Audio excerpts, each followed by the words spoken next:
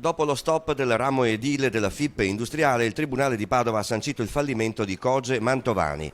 Si chiude una lunga storia imprenditoriale iniziata in Veneto da Romeo Chiarotto, che rilevò qualche decina di anni fa la Mantovani, fondata a Bologna dall'omonimo ingegnere.